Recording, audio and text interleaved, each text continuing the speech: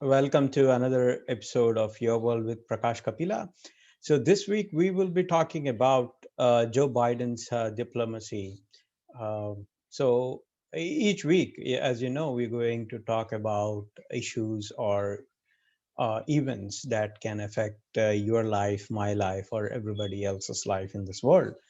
And the most important thing for any country in this world is to have good relations with United States and have a mutually beneficial relationship going forward with United States because by far it is the most powerful country in the world, and its influence spans across the world, right from Russia, China to European Union, Africa, South America. Its fleet is, the presence of U.S. Army and the U.S. military force is felt across the world. And more than the military force, U.S. Economic power is much more powerful than the military force.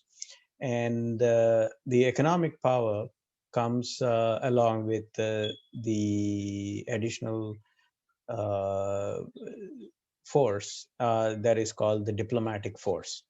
So diplomacy is one that drives the whole nations across the world, and we will talk about diplomacy of Joe Biden. And America's diplomacy is totally centered across what the vision the American president thinks about. So, for example, 2016, Donald Trump thought that climate change is not a big deal. So he just unilaterally said, we are going to come out of it. We are not going to be part of it. So American president has got a lot of leeway when it comes to dealing with international countries. He doesn't need, except for going to war, he doesn't need to get any approval from anybody else, and he or she can basically decide on their opinions, and their opinions matter and their visions matter because the whole department, the call State Department, is based on State Department and Defense Department are based on what the president envisions for those departments and how they want the departments to be run. So, having said that, it's almost 100 days that Joe Biden has taken over presidency, and we'll be looking at the different aspects of Joe Biden's diplomacy. So, the first thing that any US president has to deal with is Russia, then comes European Union, then comes China, then comes the Middle East, and then the other countries. And how, uh, because these five entities are very, very important for United States in terms of being their competitors and being their competition in all the aspects, whether it's diplomacy, influence, or military, or any other aspects, even economic in case of China. So, having said that, most of the presidents will have a different view, different agenda, and different outlook when they run for the presidency, and they are grilled on different aspects of Middle East, different aspects of foreign policy, and they come out with all those vision, mission documents and statements, which are further coming, will become the American foreign policy for at least that 4 years. So, what did Joe Biden promise? So, Joe Biden promised that he's going to have diplomacy in a different way, like what it used to be before, so that He's going to the other thing he said is going to work with allies, so no unilateral decisions will be taken. The other thing he promised was that diplomacy is going to take a center stage in all of the um interactions with the countries. So, in case of Donald Trump, right? So, if you try to understand what Donald Trump was doing, he was more like a transactional. So, today he would say Saudi is bad, and tomorrow Saudi Arabia buys some hundreds of billions of dollars of equipment. Then Donald Trump will say that, oh, Saudis are good. So one day it could be bad, one day it could be good. It's all transactional. So this transactional diplomacy is I give you something, you give me something, and I have to get more money than you, or you get resources, I get money. Like that, this is a transactional. Whereas Joe Biden is mostly on a principled approach. At least that's what he has said. So, in this principled approach, what are the different things that are going to happen unless you understand the approach of the American president? You would not be anywhere near the horizon of having a mutually beneficial relationship. So every country, as I said, needs this mutual beneficial relationship with United States, and that's why it is very powerful, and it has all the world bodies looking up to it for direction. So the first thing what Joe Biden has done is he has proclaimed that we are again going to be part of the multilateral world, where the other European countries are going to be part of the decision making process, so that you have a combined effort in doing something. Whereas Donald Trump had individual things. So he had a deal with China, he had a deal with Saudi Arabia, he had a deal with every other country. He wanted exclusive deals with every other country. But the Biden's approach seems to be a little different from that of Trump. Very different, diametrically opposite. That's what we can say. So, what actually happened? One is the climate treaty. Climate treaty has been signed. Has been re-entered too, because it's already been signed long back. And then the other thing is the multinational, multilateral, multi countries involvement in anything else. So here comes the biggest thing called JCPOA, Joint Committee for uh, the Iran deal. That's what we we can say. There are like five countries apart from the US that have gone into the treaty with Iran, right? So what happened is that Iran was supposed to give up the stockpile. Say there is a uranium, right? What this uranium does is you enrich the uranium enrichment goes to a certain level, and once it reaches that particular level, that's when you can create atom bombs, you can create fission reactions and all those. So what did the Iran say is there is something called centrifuge. What is the centrifuge? Centrifuge is some rotating you can just, in a very very very simple terms, it's a rotating thing that can enrich the uranium. So the uranium can be enriched over a period of time to reach a stage where it can emit the energy. So it's like boiling water, akin to boiling water. But it's not that simple. It's a very complicated system. So just like you boil water till certain level and then it becomes water vapor, so you enrich the uranium from a certain extent to a certain extent, and then it becomes a radioactive highly radioactive material, and it will be able to you will be able to use it for a chain reaction that can produce a lot of heat and light. So that's how atomic bombs are created. They combine a lot of uranium, and they enrich that, and to a certain level they enrich, and then it creates that atomic bomb making capability. But apart from that, these nuclear reactor, apart from making bomb, you can also use uranium to generate electricity. Okay, that's one of the most environmentally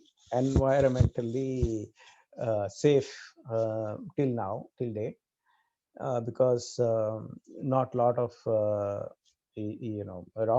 not lot of wastages happen in that, and it can be managed. They put the uranium wastage into the sea, and it will stay there. It won't pollute the environment.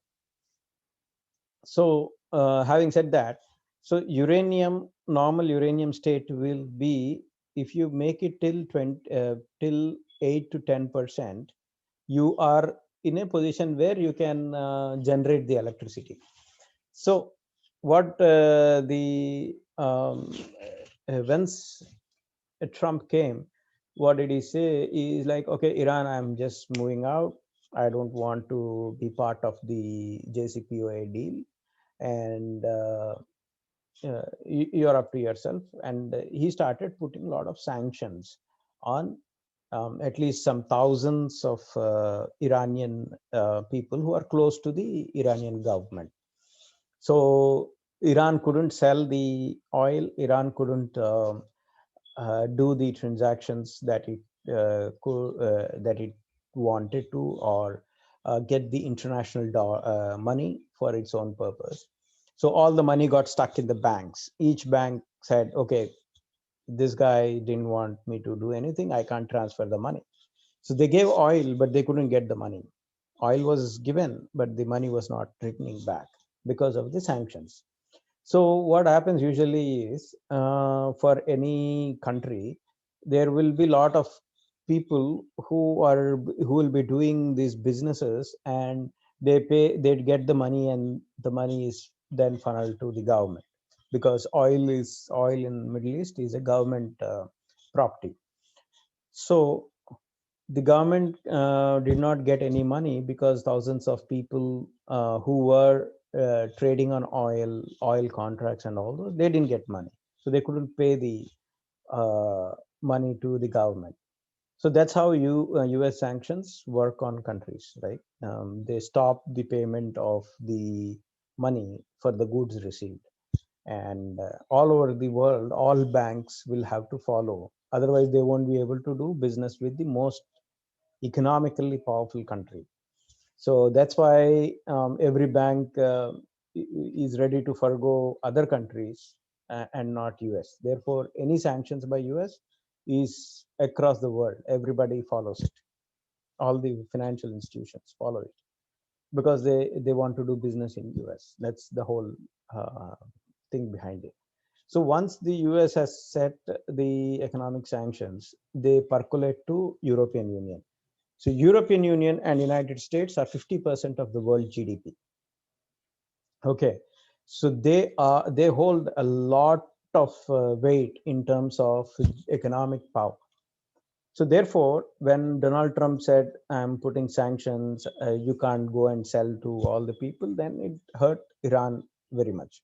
Apart from that, he also allegedly moved closer to the Israel, and Israel had assassinated, allegedly, the Iranian nuclear scientist who was a chief nuclear scientist. So there was a lot of, one after the other, things were getting piled up in Iran. And Iran was, in a way, uh, in the corner, but it had to sustain. It was sustaining on meager funds that it was able to generate on humanitarian basis. And because Biden already said that he is going to have a dialogue started with Iran. So what the U.S. authorities expected was that Iran would come from their nuclear enrichment of 20%. See, the 20% is here, 80% is here. So they are from zero, they have gone to this level. They were supposed to be here, they have gone from zero to this level. So another 60%, then they can make a bomb. And what will happen if Iran makes the bomb? Saudi Arabia is out there, that is already fighting with Iran. Iran is Shia, Saudi Arabia is Sunni. I don't know much about why they fight, but one thing is that they very much like enemies. They don't fight uh, in the open, but they fight in countries like Qatar, Yemen. In Yemen, there has been a huge crisis because of Iran and Saudi Arabia. So Iran supports someone, and Saudi Arabia supports the exact opposite guy, and they both are fighting, and there is a big humanitarian crisis in Yemen. And Saudi Arabia had so by going away from the Iran deal, uh, Saudi Arabia was able to buy so much of arms from US. So much of arms from US has helped Saudi Arabia, uh, in a better position than Iran in terms of military might. So therefore, Iran wants to actually come up with a nuclear bomb so that it can either use it or just use it as a deterrence. Mostly, it is a deterrence only. So Iran wants to develop that, but the treaty for US Iran is that you cannot create a nuclear bomb. So interestingly, there are two elections. One election is in Iran, the other election is in US. Iran elections are in June, and around same time, US elections, Iowa caucus elections are there. So the congressional seats elections will be there in a couple of 4 or 5 months. So everybody is watching the US. In US, all Republicans are saying that Donald Trump was better in dealing with Iran, and all Democrats are saying that no, no, Joe Biden is better in dealing with Iran. We got a better deal. Now, if Joe Biden, this is a classic hostage crisis, right? If Joe Biden comes down and gives some concessions to Iran, he will lose elections here. If Iran comes down from its position and submits itself to the treaty, then the people from Iran, or at least the guys who are not interested in these Western civilizations, they would be upset, and they will think that you have sold Iran to US. So both of them are like this. No, nobody can turn it because it is mutually destruction. Right? So they won't win elections. If either of them turns one, if Iran turns from its position and says, I want to reduce, then they will lose elections. If US says that, okay, Iran is we went away, we will come back, so we will do negotiation, then Biden will lose elections. Congressional elections and all those things play important role in making up the policy. And that too, Biden is not unilateral. He is someone who wants to take everybody along with him.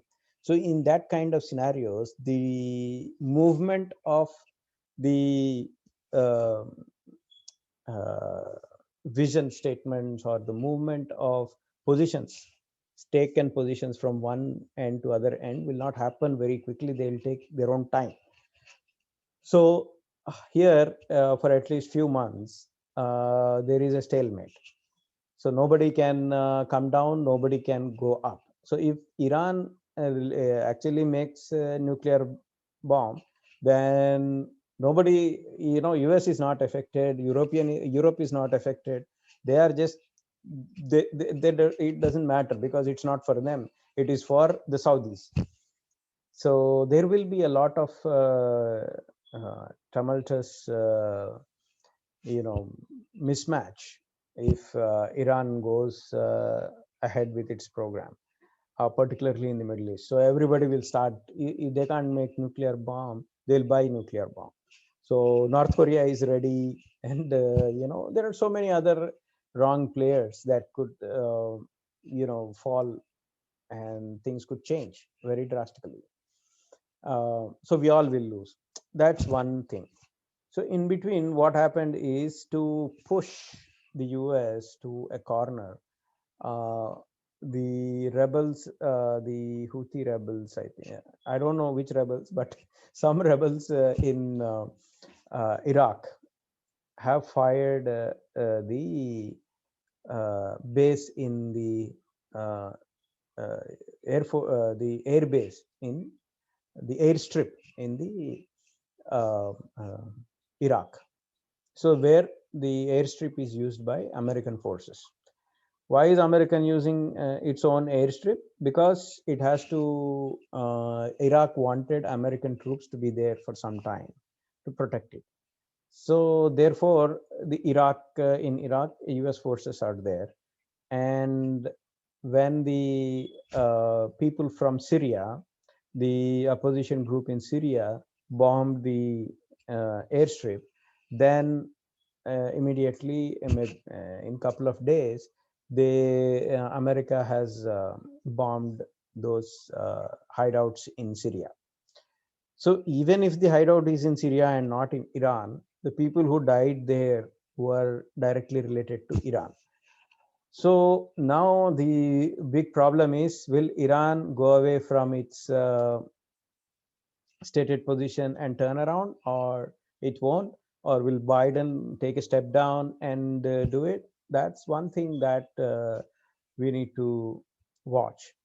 And the other thing coming, the other important thing that affects all of us is the way Biden is dealing with Russia and China. So in all these things, Biden has not changed any of the tariffs. He has not changed anything that has been placed in Trump, except that he joined with environmental group. So tariff to China's goods have not been lifted. What this means is, as regards to China, US has not, most of the US lawmakers have not changed their position. They think that China is duplicating US technology. China is stealing the US technology, and it is remarketing the US technology with its brand. So, like for example, 5G and all those things. What America says is, China has copied a lot of. Huawei is the China company. Huawei, it has copied a lot of things from Qualcomm and other providers, and used it, rebranded it as their own, and sold it.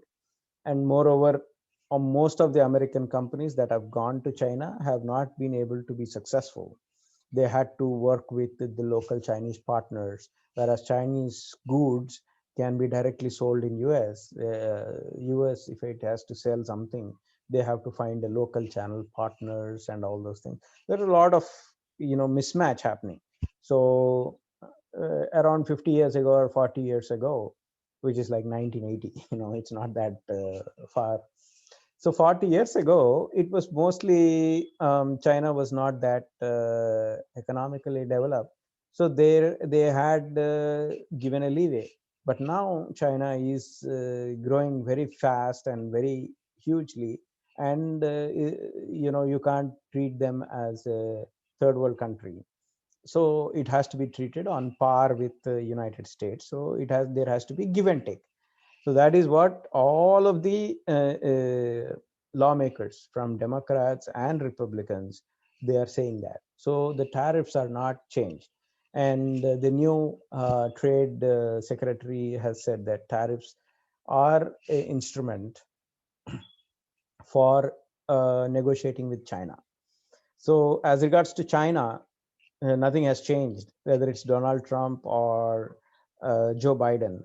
They are in the same position that China has to change itself, and most of the China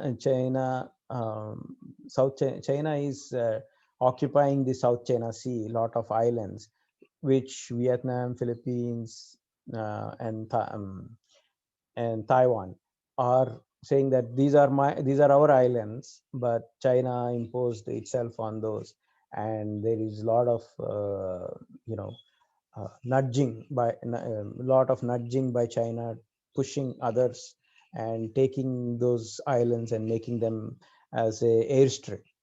And China has its own justification. They say we want to protect the South China Sea, so they have come out with these military establishments, and they're not moving away from that. So now US doesn't recognize the authority of China over those islands. So it is sending its ships around those islands. This is giving confidence to Philippines, Vietnam, and Taiwan in trying to deal with China. So the South China Sea also, there has not been a change in the outlook of United States. So what this actually means is United States is not going to change drastically the positions regarding the China. It's not going to change because a lot of people here have that opinion that China is stealing the technology. So when it comes to these kind of things, people will not budge. So China has to figure out another way to deal with US. So as thought, Biden has not given up anything to China. Now comes to Saudi Arabia. So Saudi Arabia, on the other hand, was a very close to US because of Donald Trump. So in 4 years, US and Saudi Arabia have gone very close to each other, so much so that even the US citizen Jamal Khashoggi,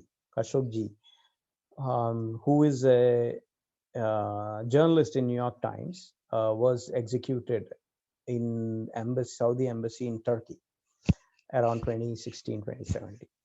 So that till now they were like redacted, they were not made public because of closeness of Mohammed bin Salman to the Donald Trump administration.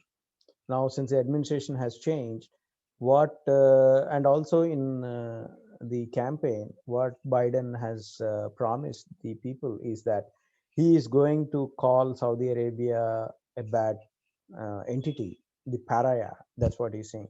The pariah that it is. So it first stopped selling arms to Saudi Arabia, and then it started doing the sanctions on uh, people who are close to Mohammed bin Salman, but not Mohammed bin Salman.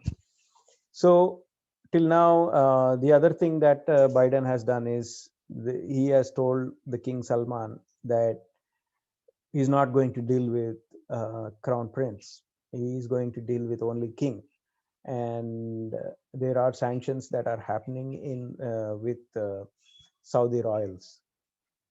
So the other thing that Mohammed bin Salman, MBS that people call, is he has invested a lot of money in US markets and other places. He is the sovereign fund. He has a sovereign fund, and he has invested a lot of money in US markets. And Masayoshi Son also, he invested in Masayoshi Son, who uh, invested in different companies. So that apart, um, what the US is saying is that what a lot of people in US are saying is Mohammed bin Salman is 35 years now. His father is 85 years. So in some point of time, his father may have to relinquish either because of ill health or death. And then Mohammed bin Salman will come and we have to deal with him for 50 years. So just in 4 years, he created problem in Yemen. He created problem in Qatar. He created problem with U.S. citizens, Arabian descent U.S. citizens. So people are a little skeptic. They don't want to, because on a country to country basis, it's like for decades, things, Saudi will exist for 100 years, United States will exist for 100 years. So for another 100 years, they have to deal with each other, no matter how. So, and the relationship should be good. So if Salman becomes king, Mohammed bin Salman, Salman is the king. His son is Muhammad. Muhammad, who is son of Salman, is what Mohammed bin Salman is.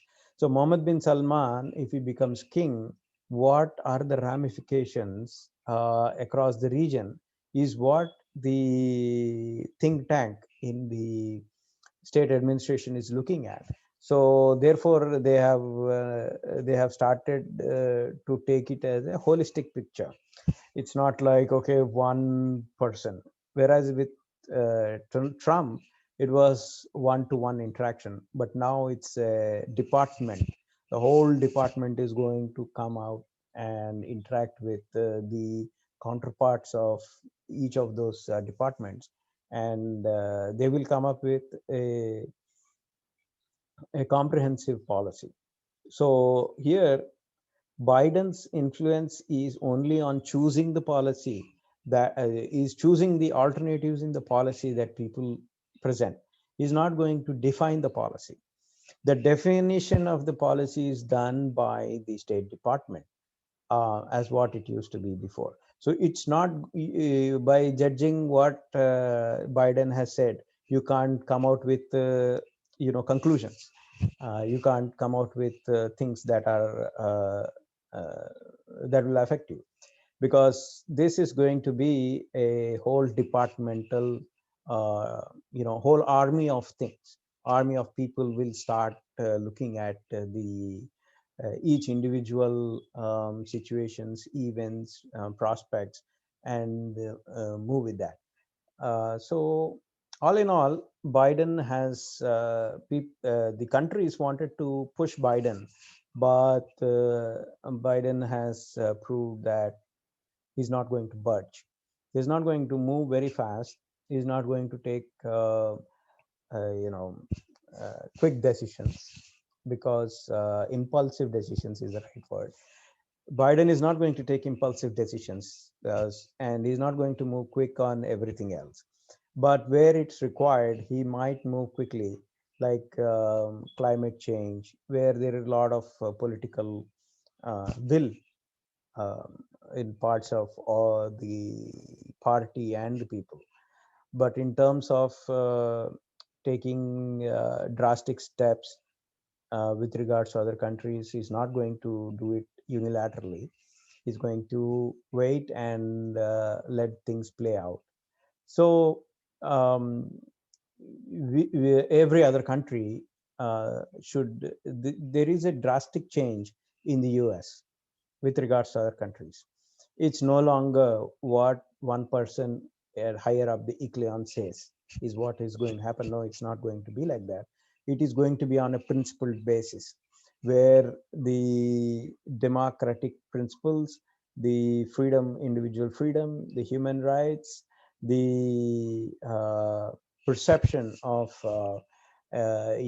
freedom is given. Case in the point is Burma. So when Burma military coup happened, then the sanctions were immediate. The sanctions on the Burmese military junta has been immediate. Within a couple of days, they sanctioned all of them. So whoever is not following the democratic principles, the pressure is going to happen. The pressure is going to be there, and it will be a wheeled pressure, indirect, and it will be along with the other things. So, having said that, we are out of time actually, and hopefully we'll no, hopefully you have learned something, and I have learned something, and please do. Come back next week and we will take up another incident that affects all of us. So, till next time, your world with Prakash Kapila. Thank you.